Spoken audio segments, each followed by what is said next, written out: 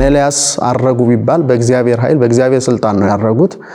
ኢየሱስ ክርስቶስ ግን ያረገው በራሱ ስልጣን በራሱ ኃይል ነው። ለመለኮት ላይና ታች ወርድና ቁመት ቀኝና ግራ አለው አይባልም የለውምም። እግዚአብሔር ወረደ ስንል ከሰማይ ታጣ ቦታ ተወሰነበት ማለት ሳይሆን ወረደ ማለት ሰው ሆነ ተብሎ ነው የሚተረጎመው። እንዲሁ ደግሞ አረገ ስንል ምድርን ለቆ ሄደ፣ ከምድር ታጣ ቦታ ተወሰነበት ማለታችን ሳይሆን አረገ ወጣ ማለት በምስጢራዊ ትርጉሙ ሰው አምላክ ሆነ ማለት ነው።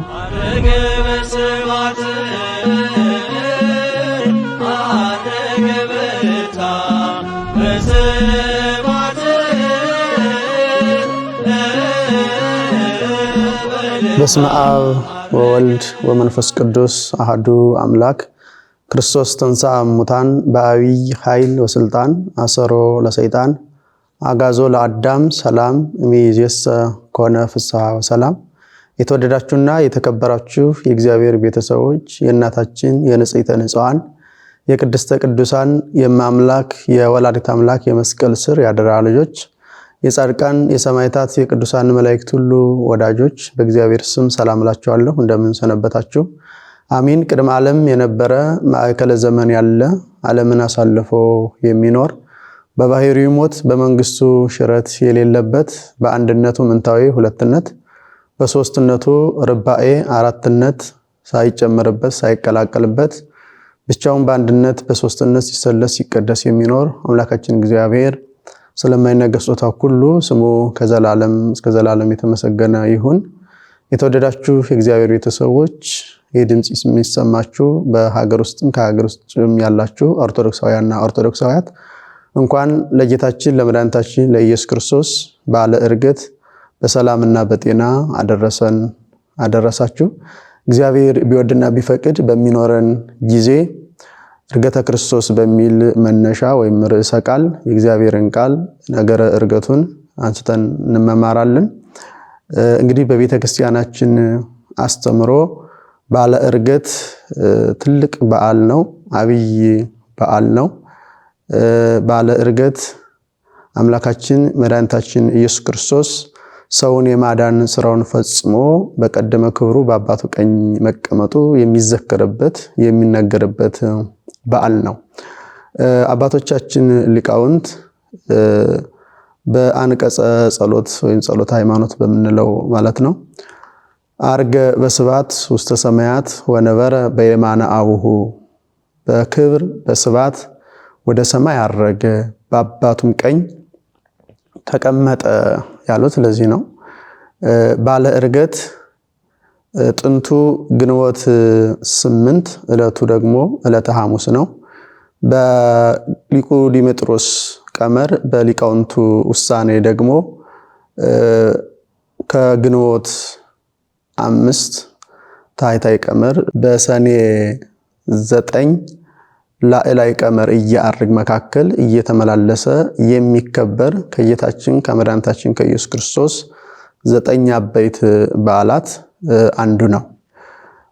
ዕርገተ ክርስቶስ የሚለውን ቃሉን ስንመለከት ክርስቶስ የሚለው ስም ከሁለት አካል አንድ አካል ከሁለት ባህሪ አንድ ባህሪ ቢሆን የወጣለት የተዋህዶ ስም ነው። ዕርገት የሚለው ቃል ደግሞ አርገ አረገ ወጣ ከፍ ከፍ አለ ከሚል የግዕዝ ቃል የተገኘ ሲሆን ማረግ ከፍ ከፍ ማለት ከታች ወደ ላይ ማውጣት ማለት ነው። ስለዚህ ዕርገተ ክርስቶስ ማለት የክርስቶስ ማረግ ወደ ሰማይ መውጣት ከፍ ከፍ ማለት የሚለውን ትርጉም ይሰጠናል። ለርዕሳችን መነሻ የሚሆነን የመጽሐፍ ቅዱስ ክፍል የሉቃስ ወንጌል ምዕራፍ 24 ቁጥር 50 ጀምሮ የተመዘገበው ቃል ነው። እንዲህ ይላል፣ ወእምዝ አውጽኦሙ አፋ እስከ ቢታንያ፣ ከዚህ በኋላ እስከ ቢታንያ አወጣቸው ይላል። እስከ ቢታንያ ድረስ አወጣቸው። ቢታንያ በኢየሩሳሌም በስተምስራቅ በኩል በደብረ ዘይት አቅራቢያ የምትገኝ የነ አልዓዛር የማርያምና የማርታ ሰፈር የነበረ ነው። እስከ ቢታንያ አወጣቸው ነው የሚለው። ወአንሳ እዲሁ ላዕሌሆሙ ወባረኮሙ፣ ከዚያም እጁን አንስቶ ባረካቸው ይላል። ይህ ቡራኬ በውስጡ ሹመት ያለበት ነው። በአንብሮተ እድ ቅዱሳን ሐዋርያትን እስከ ፓትርያርክነት ያለው ማዕረግ እንደሰጣቸው እንደሾማቸው የሚገልጽ የሚያሳይ ቃል ነው። ወንዘ ይባርኮሙ ተረሃቆሙ ወአርገ ሰማየ ሲባርካቸውም ከነርሱ ተለየ ማለት የርቀት አይደለ የርህቀት ከነሱ ተለየ ራቀ ወአርገ ሰማየ ወደ ሰማይም አረገ ይላል። እንግዲህ የባለ እርገቱ መነሻ የመጽሐፍ ቅዱስ ክፍል የተመዘገበበት ነው። ይህ ብቻ ሳይሆን በሐዋርያት ሥራ ምዕራፍ 1 ቁጥር 9 ላይ ወዘንተ እንዘ ይብሎሙ ተለአለ ወአርገ ሰማይ እንዘ እሙንቱ ይንጽሩ ሀቤሁ ይህን ካላቸው በኋላ ይህን ከተናገረ በኋላ እነርሱ እያዩት ወደ ሰማይ አረገ። ወነሳቶ ደመና ወተሰወረ ማዕይንቲሆሙ ደመናም ተቀብላ ሰወረችው ይላል። እነሱ እያዩት ደቀ መዛሙርቱ ትኩር ብለው እያዩት ወደ ሰማይ ወጣ፣ ወደ ሰማይ አረገ፣ ወደ ሰማይ ከፍ ከፍ አለ ይላል። የምድር የስበት ሕግ ይዞ ሳያስቀረው ወደ ሰማይ እንደወጣ ይነግረናል ማለት ነው። ከዚያ የይዞ ደቀ መዛሙርቱ ወደ ሰማይ ትኩር ብለው እየተመለከቱ እያለ ሁለት ነጫጭ ለበሱ ሰዎች ባጠገባቸው ቆመው ታዩ ይላል። ቅዱሳን መላእክት ናቸው። እናም ይሄ ቅዱሳን መላእክት እናንተ የገሊላ ሰዎች ለምን ወደ ሰማይ እየተመለከታችሁ እዚህ ቆማችኋል? ይህ ከእናንተ ወደ ሰማይ የወጣው ኢየሱስ ወደ ሰማይ ሲወጣ እንዳያችሁት እንዲሁ ይመጣል አሏቸው ይላል። ከዚያ በኋላ ተመለሱ ነው የሚለው። እንግዲህ ወደ ሰማይ ያረገው ወደ ሰማይ የወጣው ማን ነው ስንል አምላካችን መድኃኒታችን ኢየሱስ ክርስቶስ ነው። መዝሙረኛው ዳዊት አስቀድሞ ይህ ተገልጾለት ተናግሯል። መቼም ልበ አምላክ ዳዊት ያልተናገረው ነገር የለም። ከጽንሰቱ እስከ ልደቱ፣ ከልደቱ እስከ እርገቱ፣ ከእርገቱ እስከ ምጽአቱ ያሉት ነገሮች ሁሉ ተገልጸውለት ተናግሯልና በመዝሙር 46 ቅንፍ 47 ቁጥር 5 ላይ አርገ እግዚአብሔር በይባቤ ወእግዚእነ በቃለ ቀርን እግዚአብሔር በእልልታ አረገ ወእግዚእነ በቃለ ቀርን ጌታችን በመለከት ድምፅ አረገ ይላል። ይህ ሊቃውንቱ ንባቡን አቅንተው አርገ እግዚአብሔር እግዚእነ በይባቤ ወበቃለ ቀርን ብለው ወስደውታል። ምን ማለት ነው? ጌታችን እግዚአብሔር በእልልታና በመለከት ድምፅ አረገ ማለት ነው። እዚህ ላይ ሌላው የምንረዳው መዝሙረኛው ዳዊት ያረገው ማን ነው ስንል እግዚአብሔር ነው የሚለው ማለት ኢየሱስ ክርስቶስ እግዚአብሔር ስለሆነ ኢየሱስ ክርስቶስ እግዚአብሔር ነውና በሐዋርያት ሥራ ሁለቱ መላእክት ለቅዱሳን ሐዋርያት ይህ ከእናንተ ወደ ሰማይ የወጣው ኢየሱስ ብለው ገልጸውታልና ኢየሱስ ማን ነው ስንል ልበ አምላክ ዳዊት አርገ እግዚአብሔር ነው ብሎ ያረገው እግዚአብሔር መሆኑን ያገልጽልናል። ይህንን የዳዊትን ትንቢት የተረጎመው ሊቁ ቅዱስ ዮሐንስ አፈወርቅ በሃይማኖተ አበው ምዕራፍ 62 ቁጥር 12 ላይ ደግሞ እንዲህ ብሎ ተርጉሞታል። ወይቤ እግዚአብሔር አርገ በቃለ ቀርነ መዊ ድል መንሳት ባለበት በመለከት ድምፅ እግዚአብሔር አረገ አለ። ወኢይቤ አይረግዎ መላእክት አሳረጉት አላለም። አላ ለሊሁ አርገ ራሱ እሱ አረገ እንጂ ወኢፈቀደ መራየ ፍኖት ቅድሜሁ በፊቱ መንገድ የሚመራው አልፈለገም ወይም አልሻም። ዳይሙ ውእቱ አርገ በውስጡ ውእቱ ፍኖት በዚያ መንገድ ራሱ አረገ ራሱ ወጣ እንጂ ይልና እስመ ከመዝ ይክህለ ኤልያስ ይርግ በዝንቱ መካን ከመ ክርስቶስ ኤልያስ በዚህ መንገድ እንደ ክርስቶስ ሊያርግ አልቻለም ይላል። ምን ማለት ነው? እርገቱ በራሱ ስልጣን በራሱ ኃይል የሆነ ነው። እነ ኤልያስ አረጉ ቢባል በእግዚአብሔር ኃይል በእግዚአብሔር ስልጣን ነው ያረጉት። ኢየሱስ ክርስቶስ ግን ያረገው በራሱ ስልጣን በራሱ ኃይል ነው። በሌላ በማንም ወይም በመላእክት አይደለም። ለዚህ ነው ወኢይቤ አይረግዎ መላእክት አላሳረጉት አላለም ያለው ይህንን ሲያመሰጥርልን ነውና አምላካችን እግዚአብሔር በራሱ ስልጣን በራሱ ኃይል ወደ ሰማይ መውጣቱን ከፍ ከፍ ማለቱን ማረጉን የምንማርበት ድንቅ በዓል ነው። የተወደዳችሁና የተከበራችሁ የእግዚአብሔር ቤተሰቦች እዚህ ጋር መረዳት ያለብን ወረደ፣ አረገ፣ ወጣ የሚሉ ግሶች በምስጢራዊ ትርጉም የሚተረጎሙ ናቸው። ለምሳሌ በቅዱስ ዮሐንስ ወንጌል ምዕራፍ 3 ቁጥር 13 ላይ አልቦ ዘአርገ ውስተ ሰማያት ዘእንበለ ዘወረደ ውስተ ምድር ወልደ እጓለ እመሕያው፣ ከሰማይ ከወረደው በቀር ወደ ሰማይ የወጣ ማንም የለም ይላል። ምን ማለት ነው? ያረገው ወደ ሰማይ የወጣው አስቀድሞ የወረደው ነው። እና እኒ ወረደ፣ አረገ፣ ወጣ የሚሉ ግሶች በምስጢራዊ ትርጉም ነው የሚተረጎሙ። ማለት እግዚአብሔር ከየት ወደየት ይወጣል? ከየት ወደየት ይወርዳል? ለምሳሌ አንድ ነገር ከሰማይ ወረደ ማለት አስቀድሞ በምድር ወይም ከምድር አልነበረም ማለት ነው። እንዲሁ አንድ ነገር ከምድር ወደ ሰማይ ወጣ ከተባለ ደግሞ አስቀድሞ በሰማይ ወይም ከሰማይ አልነበረም ማለት ነው። እግዚአብሔር ወረደ ወይም እግዚአብሔር አረገ ስንል ግን እንደዚህ አይደለም። ለምን? እግዚአብሔር የሌለበት ቦታ የለምና። አባ ሕርያቆስ በቅዳሴ ማርያም ላይ እንዲህ ይላል፣ አኮ ዘወቱ ለመለኮት ኑህ ወግድ ላይ ሎታይት የማን ወጸጋም አላ ምሉ ውቱ እንተ በኩለሄ ወበኩሉ። ለመለኮት ላይና ታች ወርድና ቁመት ቀኝና ግራ አለው አይባልም የለውምም። አላ ምሉ ውቱ እንተ በኩለሄ ወበኩሉ፣ በሁሉ ማለት በአራቱ ማዕዘን የመላ ነውና ይላል። ስለዚህ እግዚአብሔር በአራቱ ማዕዘን የመላ አምላክ ነው እና ወጣ ወረደ የሚሉ ቃላቶች በምስጢራዊ ትርጉም የሚታዩ የሚተረጎሙ ናቸው። ስለዚህ እግዚአብሔር ወረደ ስንል ከሰማይ ታጣ ቦታ ተወሰነበት ማለት ሳይሆን ወረደ ማለት ሰው ሆነ ተብሎ ነው የሚተረጎመው። እንዲሁ ደግሞ አረገ ስንል ምድርን ለቆ ሄደ፣ ከምድር ታጣ ቦታ ተወሰነበት ማለታችን ሳይሆን አረገ ወጣ ማለት በምስጢራዊ ትርጉሙ ሰው አምላክ ሆነ ማለት ነው። ደግሞ አለው ወረደ ማለት አምላክ ሰው ሆነ ማለት ነው። አረገ ማለት ደግሞ ሰው አምላክ ሆነ ማለት ነው።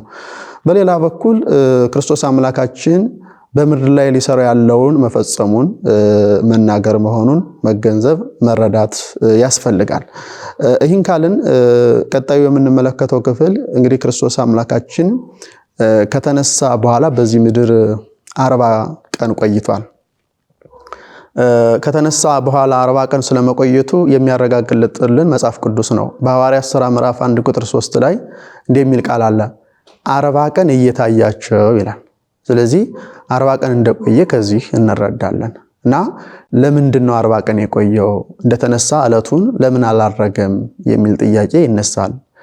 ይህንን ማየት ለዚህ መልስ መስጠት ያስፈልጋል።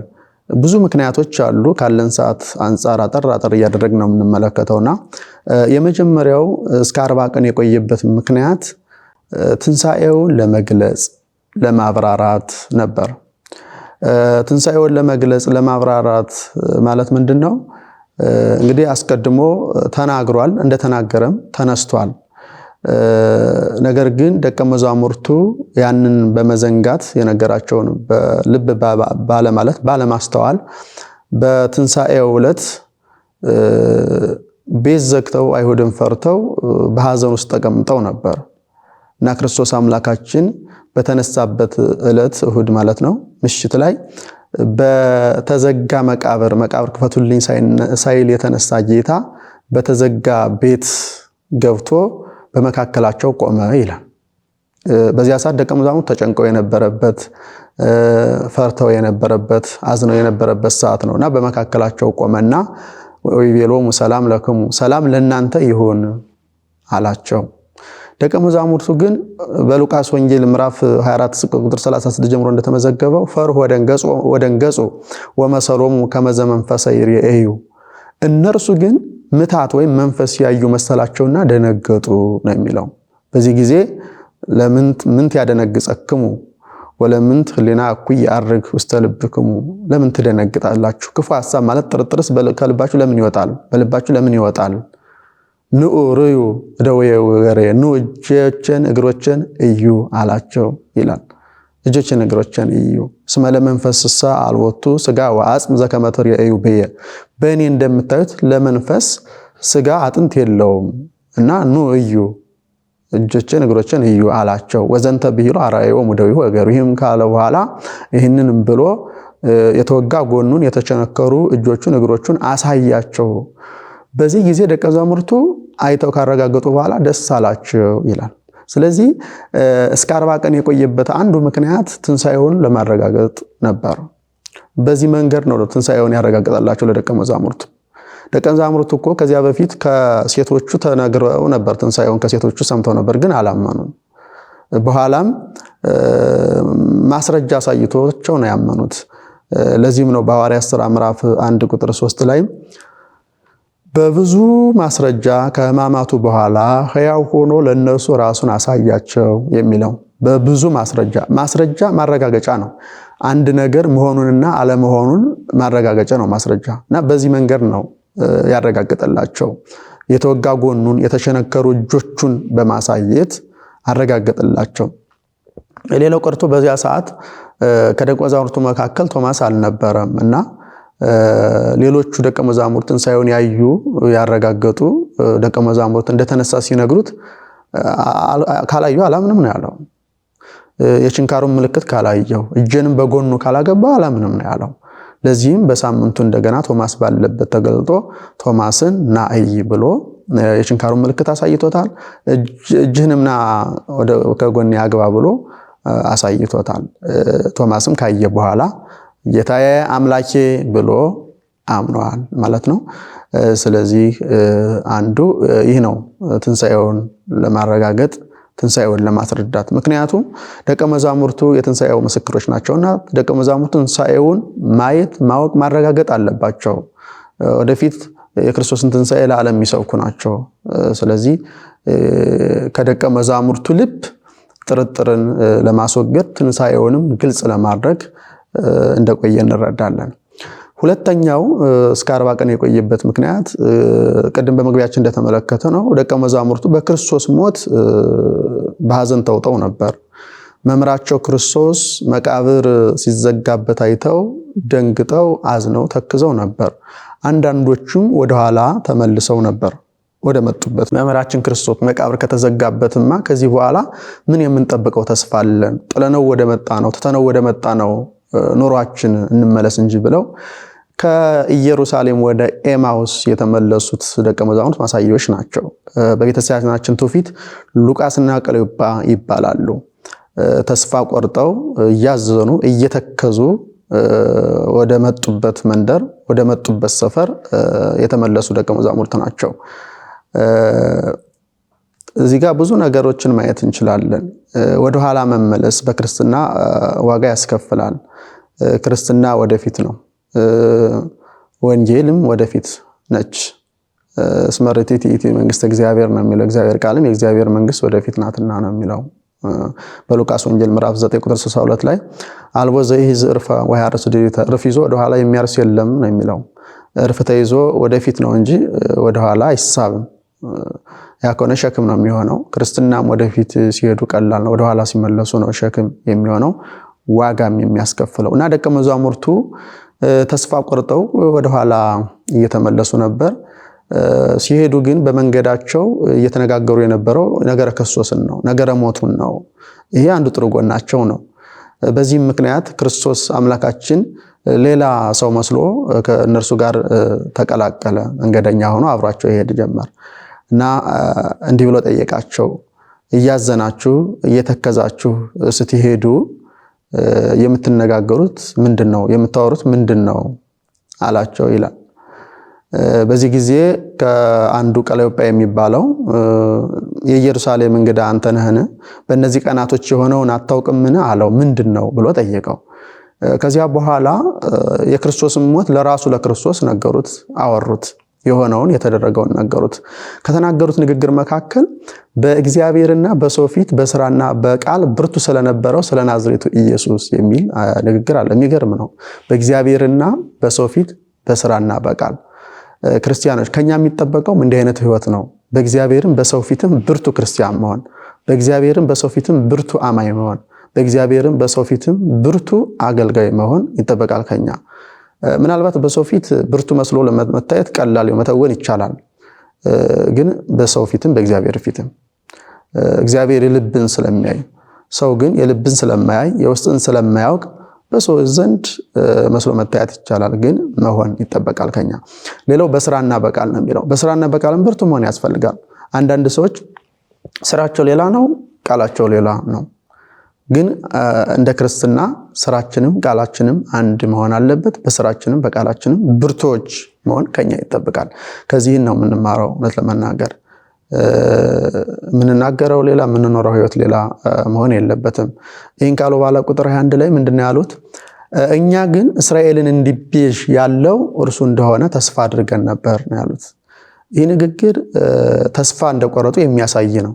እስራኤልን እንዲቤዥ ያለው እርሱ እንደሆነ ተስፋ አድርገን ነበር። ተስፋ አድርገን ነበር ማለት ከዚህ በኋላ የምንጠብቀው ተስፋ የለም። የምንጠብቀው የነበረው ተስፋ ተበላሽቷል፣ እንደጠበቅነው አልሆነም የሚልና በውስጡ ተስፋ መቁረጥን ያዘለ አነጋገር ነው። አንድ ሰው ተስፋ አድርጋለሁ ካለ ወደፊት የሚጠብቀው ነገር እንዳለ እየነገረን ነው። ተስፋ አድርጌ ነበር ካለን ግን ከዚህ በኋላ የሚጠብቀው ነገር የለኝም፣ የምጠብቀው ነገር ሁሉ ተበላሽቷል እያለን ነው። በትዳር ውስጥ እያለፉ ያሉ ባለትዳሮች ተስፋ አድርገን ነበር ካሉ ተስፋ መቁረጣቸውን እየነገሩን ነው። በትዳራችን እንደምንባረክ ጥሩ ህይወት እንደሚኖረን ተስፋ አድርገን ነበር ግን እንደጠበቅነው አልሆነም እያሉ ተስፋ መቁረጣቸውን እየነገሩን ነው ማለት ነው። የሆነው ሆኖ በህይወት መንገዳችን ውስጥ ተስፋ አድርገን ነበር የምንልበት ጊዜ አለ ሁላችንም ቢሆን እና የተከበራቸው የእግዚአብሔር ቤተሰቦች በዚህ መንገድ ተስፋ የቆረጡ ደቀ መዛሙርቱ ተስፋቸውን ለመቀጠል ተስፋቸውን ለማጽናት አዝነው ነበርና ለማጽናናት ነው የቆየው እስከ 40 ቀን። ከዚያ በኋላ የነቢያትን ትንቢት እየጠቀሰ ይህን ሁሉ ከማመን ልባችሁ የዘገየ እያለ ሲገስጻቸው እና ሲያስተምራቸው እንመለከታለን። እነሱም አፋቸውን ከፍተው እያዳመጡት እየሰሙት እያለ መንደሩ አካባቢ ሲደርሱ ጊዜው መሽቶ ነበርና ከኛ ጋር እደር ብለው ግድ አሉት ይላል። አላወቁትም ማን እንደሆነ፣ ግን ሰዓቱ ስለመሸ ከኛ ጋር እደር አሉት። ከእነርሱ የሚለይ ስለመሰላቸው ነው። እሱ ግን እነርሱ መመለስ ነው ዓላማው። የተከተላቸውም እነሱን ለመመለስ ነበር። ከዚያ አብሯቸው ገባ። በማዕድ ከተቀመጡ በኋላ ባርኮ ሰጣቸው። በዚህ ጊዜ ዓይናቸው ተከፈተ፣ እርሱ መሆኑንም አወቁት ይላል። ለካ እግዚአብሔርን ማወቅ የሚቻለው ወደ እግዚአብሔር መመለስ የሚቻለው የውስጥ ዓይን ሲከፈት ነው። ክርስቲያኖች አወቁት። ከዚያ በኋላ ተሰወራቸው። እዚያው መቆየት አልቻሉም። ያን ደስታ ይዘው ወደ መጡበት ወደ ኢየሩሳሌም የተመለሱት። ከዚያም በኋላ ደቀ መዛሙርቱንም አገኟቸው። በእውነት ጌታ ተነስቷል እያሉ ሲዘምሩ ሲነጋገሩ አገኟቸው። እነሱም የሆነውን ነገር አወሩላቸው። ከዚህ የተነሳ አምላካችን ክርስቶስ 40 ቀን ከቆየባቸው ምክንያቶች አንዱ ምንድነው ሲባል የቅዱሳን ሐዋርያት ተስፋ በመቀጠል ተስፋ በማጽናት አዝነው ነበርና ሐዘናቸውን በማስወገድ ነው። በሐዘን ወደ ኤማሁስ ሲሄዱ የነበሩት በደስታ ወደ ኢየሩሳሌም ተመለሱ። ተስፋ ቆርጠው ወደ ኤማሁስ ሲሄዱ የነበሩት ተስፋቸው ለምልሞ ተስፋቸው ተቀጥሎላቸው ተመለሱ። እግዚአብሔር የሁላችንም ተስፋ ነው። ልበ አምላክ ዳዊት ለዚህ ነው መኑ ተስፋ ያኮኑ እግዚአብሔር፣ መኑ ተስፋ ያኮኑ እግዚአብሔር። አሁንስ ተስፋዬ ማን ነው? እግዚአብሔር አይደለምን ይላል። የክርስቲያኖች ተስፋ እግዚአብሔር ነው። ቢያምኑት የማይከዳ ሁልጊዜ በአድራሻው የሚገኝ እግዚአብሔር ብቻ ነውና ደቀ መዛሙርቱን ለማጽናት ተስፋቸውን ለመቀጠል ነበር። በዚህ መንገድ መለሳቸው። ሁለተኛው ይህ ነው። ሶስተኛው እስከ 40 ቀን የቆየበት ምክንያት በሐዋርያት ሥራ ምዕራፍ 1 ቁጥር 3 ላይ እንደተመዘገበው ስለ እግዚአብሔር መንግስት ነገር እየነገራቸው ነው የሚለውና ስለ እግዚአብሔር መንግስት በመናገር ነበር የቆየው። ስለ እግዚአብሔር መንግስት በመናገር ማለት ምስጢረ መንግስተ ሰማያት እየነገራቸው እያስተማራቸው ነው የቆየው። ያ ማለት ምንድነው? የተወደዳቸው እግዚአብሔር ቤተሰቦች በዚች በሰሙነ ባለ 50 የምናስበው የምንዘክረው ዕረፍተ መንግስተ ሰማያትን ነው። ለዚህም እኮ ነው ግብር ገብተን የንስሐ እንባ የማናነባው፣ የንስሐ ልቅሶ የማናለቅሰው፣ የማንጾመው ሁሉ ይቺ ሰሙነ ባለ 50 የዕረፍተ መንግስተ ሰማያት መታሰቢያ ስለሆነች ነው። ከዚህ የተነሳ ምስጢረ መንግስተ ሰማያትን እያስተማራቸው ነው የቆየው። ምስጢረ መንግስተ ሰማያት በመንግስተ ሰማያት የምንኖረው ኑሮ ምን አይነት እንደሆነ እያስረዳቸው እያብራራላቸው፣ በመንግስተ ሰማያት የምንኖረው የኑሮ አይነት እንደ ቅዱሳን መላእክት አይነት ኑሮ እግዚአብሔርን በማመስገን ብቻ የምንኖረው ኑሮ መሆኑን እያስረዳ እየገለጸ ነው የቆየው። ሶስተኛው ይህ ነው። አራተኛውና በመጨረሻ የምንመለከተው እስከ 40 ቀን የቆየበት ምክንያት ለቅዱሳን ሐዋርያት ሥርዓተ ቤተክርስቲያንና መጽሐፈ ኪዳንን በማስተማር ነው። ማለት ቤተክርስቲያናችን እንዴት መኖርና እንዴት መተዳደር እንዳለባት 40ውን ቀን አስተምሯቸዋል። አምላካችን ክርስቶስ ሞቶ ከተነሳ በኋላ ያስተማረው ትምህርት መጽሐፈ ኪዳን ይባላልና በአራተኛ ደረጃ የምናየው ይሄንን ነው። ይህን ከተመለከትን መጨረሻ ላይ የምናየው ለምንድን ነው በ40ኛው ቀን ያረገ የሚለው ሌላው ነጥብ ነው። ማለት ምንድነው ዝቅ ብሎ በ39 ከፍ ብሎ ደግሞ በ41 ያላረገው ለምንድን ነው 40ኛው ቀን ላይ ጠብቆ ያረገው የሚለው ማየት ያስፈልጋል። መቼም ያለ ምክንያት የሆነ አይደለም። እግዚአብሔርም እንዲህ አይነት አሰራር ማለት በዘፈቀደ የሚሰራው ስራ የለም። በአጋጣሚ የሚሰራው ስራ የለም እግዚአብሔር። ስለዚህ ምክንያት አለውና ይህም ምክንያት ማወቅ መረዳት ያስፈልጋል። በእግዚአብሔር አሰራር ዘንድም አጋጣሚ የሚባል ነገር የለም። በእኛ በሰዎች ዘንድ ብዙ አጋጣሚዎች አሉ ይኖራሉ። በእግዚአብሔር ዘንድ ግን እንደዚህ አይደለም እና በ40ኛው ቀን ያረገው ለምንድን ነው ስንል አንደኛው ቀዳማዊ አዳም በተፈጠረበት ቦታ 40 ቀን ከቆየ በኋላ ወደ ገነት ገብቷል። በሌላ አነጋገር ቀዳማዊ አዳም ገነት ከመግባቱ በፊት በተፈጠረበት ቦታ 40 ቀን ቆይቷል። በ40ኛው ቀን ገነት ገብቷል እና በ40 ቀን ያገኛትን ገነት በሰይጣን በጠላታም ዲያብሎስ አማካኝነት አጥቶ ነበር። በሱ የተሳተ ምክር ማለት ነው። አምላካችን ክርስቶስ ማለትም ዳግማዊ አዳም ክርስቶስም ከተነሳ በኋላ ከማረጉ አስቀድሞ በምድር ላይ 40 ቀን ቆይቷል። ያ ማለት ምንድነው? አዳም በተፈጠረ በ40ኛው ቀን ያገኛትን ገነት አጥቶ ነበርና አምላካችን ክርስቶስ በተነሳ በ40ኛው ቀን በማረግ ያችን አጥቷት የነበራትን ገነት እንደመለሰለት ለማጠየቅ ነው። ምሳሌው ይሄ ነው። ምሳሌነት ያለው ትምህርት ነው። ከአዳም ጋር የተያያዘ ነው ማለት ነው። አንደኛው ይሄ ነው። ሁለተኛው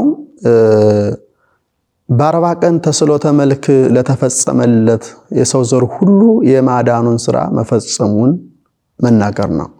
በ40 ቀን ተስሎተ መልክ የተፈጸመለት የሰው ዘር ማለት ተስሎተ መልክ ማለት የመልክ መሳል ወይም የአካል ስዕል፣ በሌላ አነጋገር ሙሉ አካልን ማግኘት ማለት ነው።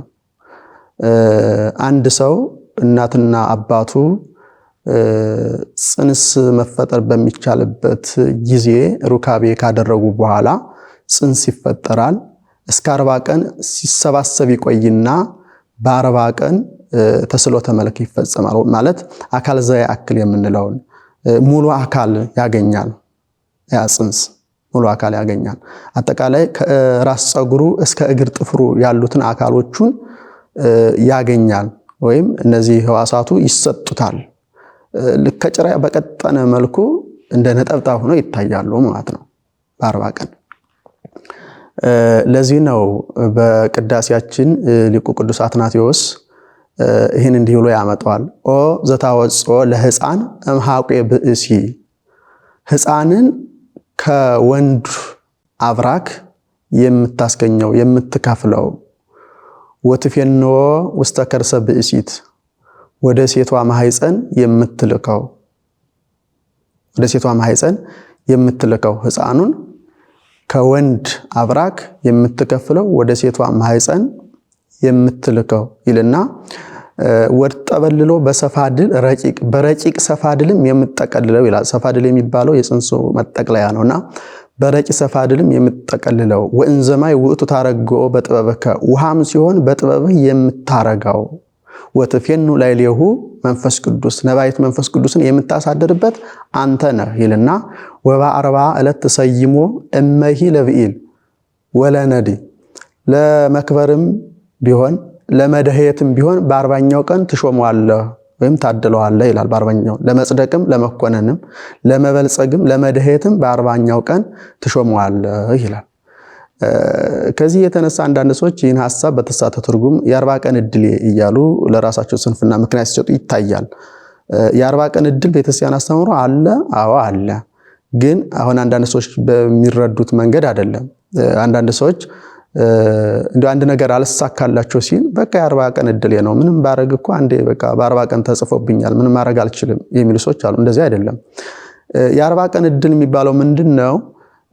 በዚህ ዓለም ስንኖር ብንሰራ የምንከብርበትን ብንሰንፍ የምንደህይበትን የጽድቅ ስራ ብንሰራ የምንከብርበትን ማለት ገነት መንግስተ ሰማያት የምንገባበትን ኃጢአት ብንሰራ ደግሞ የምንኮነንበትን ህዋሳት የምናገኘው በ40 ቀን ነው ማለት ነው። በ40 ቀን ውስጥ ነው እነዚህ የሚፈጸሙልን አጠቃላይ ህዋሳቶቻችን ማለት ነው፣ እጃችን እግራችን። ስለዚህ በ40 ቀን ባገኘነው እጃችን ብንመጸውትበት እንጸድቃለን፣ ብንሰርቅበት እንኮነናለን። በ40 ቀን ባገኘነው እግራችን ወደ ጽድቅ ብንሄድበት ብንገሰግስበት እንጸድቃለን፣ ወደ ኃጢአት ብንሄድበት ደግሞ ምን እንላለን? እንኮነናለን። ለዚህ ነው በ40 ቀን ትሾመዋለህ፣ ለመበልጸግም ለመድህየትም ለጽድቅም ለኩነኔም በ40 ቀን ትሾመዋለህ ማለት ይሄ ነው። የትልቅ ዕድል ነው። ምክንያቱም ከእግዚአብሔር ያገኘናቸው እነዚህ ህዋሳት በገንዘባችን የማንገዛቸው ናቸው። በ40 ቀን ከእግዚአብሔር ያገኘናቸው ናቸው። ከዚህ የተነሳ ነው ቤተክርስቲያናችን ስለ 40 ቀን ዕድል የምታስተምረው። ከዚያ ውጭ በዓለም የምንሰማው ያለው የተሳሳተ ተረጓጎም ከዚህ የተለየ ነው። ይሄን የሚመለከት አይደለም። የተከበራችሁና የተወደዳችሁ የእግዚአብሔር ቤተሰቦች ይህን በደንብ መረዳት ያስፈልጋል። የ40 ቀን ዕድል ማለት ሁላችንም በዚህ ዓለም ስንኖር በ40 ቀን ባገኘነው አካላችን ማለት አይምሮአችን፣ ልባችን፣ እጃችን፣ እግራችን የተወሰነ ነው ህይወታችን ማለት እጃችን ላይ ነው ያለው ጽድቅም ኩነኔም እጃችን ላይ ነው ያለው መክበርም መድህየትም።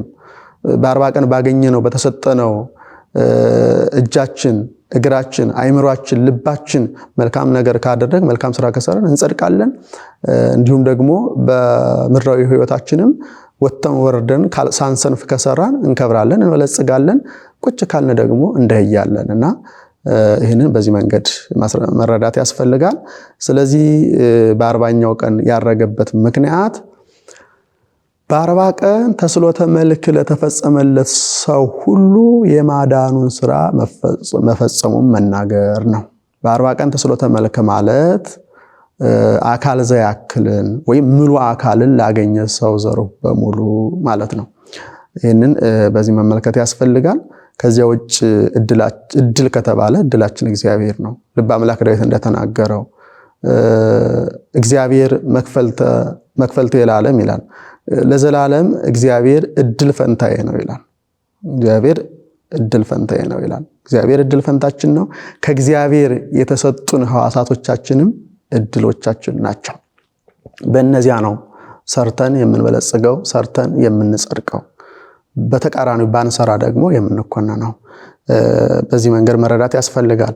ሶስተኛው ምክንያት ሰገኖ የምትባል የወፍ ዝርያ ወይም አሞራ ማለት እንችላለን አለችና ሰገኖ ወይም ሰጎን እንቁላል ከጣለች በኋላ አይኗን ከእንቁላሏ ላይ አታነሳም እስከ 40 ቀን ምግብ በምትፈልግበት ጊዜ እንኳን ወንዱን ተከታ ትሄዳለች እንጂ ጥላዋት አይኗን ከእንቁላሉ ላይ ካነሳች እንቁላሉ እንደ ድንጋይ ሆነ ወይ ቢበሰብሳል ጫፊት ማግኘት ወይ ማስገኘት አትችል። ስለዚህ እቺ ሰገኖ አይኗን ከእንቁላሏ ሳትነቅል ሳታነሳ እስከ 40 ቀን ትቆያለች። በ40ኛው ቀን ድምፅ አሰማለች። በውስጥ ድምፅ ያሰማታም አከፋፍ ጫጭቶችን ታወጣቸዋለች ማለት ነው። እንግዲህ እሳደ ሰገኑ አይኗን ከእንቁላሏ እስከ 40 ቀን እንደማታነሳው ሁሉ አምላካችን እግዚአብሔርም ከተነሳ በኋላ 40 ቀን ከደቀ መዛሙርቱ አልተለይ፣ አይኑን ከደቀ መዛሙርቱ አላነሳ። በልዩ ትኩረት እያያችሁ እየተመለከታችሁ ቤተክርስቲያናችን የምትተዳደርበትን የምትመራበትን እያስተማረ መቆየቱ የሚያሳይ የሚያስረዳ ነው ማለት ነው። የተወደዳችሁና የተከበራችሁ የእግዚአብሔር ቤተሰቦች ተክረንስ እናደርገው እንግዲህ ባለ እድገት ሰፊ ትምህርት ያለው ነው። ከዚህ እኛ የምንማረው ብዙ ነገር ነው። አንደኛ እርገቱ በራሱ እርገታችንን የሚያሳይ የሚያስረዳ ነው። በትንሳኤው ትንሳኤያችን እንድትረዳ የትንሳኤያችን በኩር እንደሆነ እርሱ የእርገታችንን በኩር መሰረት ነው። ለዚህም ነው አረገ ከመያለቡ እርገተ ጻድቃን ንጹሐን የንጹሐን ጻድቃን እርገት ያስረዳ ያስገነዝብ ዘንድ አድረገ ቢለ መጽሐፍ ነው። በእርገቱ እርገታችንን እንገነዘባለን ማለት ነው። ሌላው ከዚህ ጋር የምንመለከተው እንግዲህ እርገት ማለት ቅድም በበጋችን እንደተረጎሙ ነው። ማድረግ መውጣት ከፍ ማለት አይደለም። እኛም ታዲያ ከኃጢአት መለየት ከኃጢአት መውጣት በመንፈሳዊ ሕይወታችን ከፍ ማለት ማደግ እንዳለብን ከባለ እርገት እንማራለን።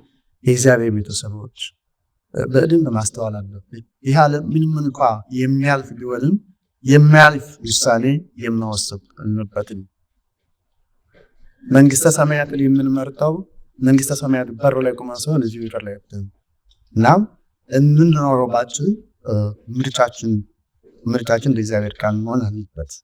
ዛሬ ሰው በየቤቱ የሚያረክሰው በምርጫው ምርጫችን ለእግዚአብሔር ቃል ከሆነ ግን ወትሩ ሕይወት ይኖራልና እንደ እግዚአብሔር ቃል እየመረጥን የእግዚአብሔር ቃል እየተማርን እየሰማን በመንፈሳዊ ሕይወታችን ከፍ እንድንል ከኃጢአት እንድንወጣ ከኃጢአት እንድንለይ እግዚአብሔር አምላካችን ይፍቀድልን። ስለነበረን ቆይታ ሁሉ የአምላካችን እግዚአብሔር የተመሰገነ ይሁን። ይህ ድምፅ የሚሰማችሁ በውስጥ እንዲሁም ከሀገር ውጭ ያላችሁ ኦርቶዶክሳውያን ኦርቶዶክሳውያን ለደብረ ሰላም አዳማ ሚዲያችንን ሰብስክራይብ፣ ላይክ፣ ሼር በማድረግ አግዙን።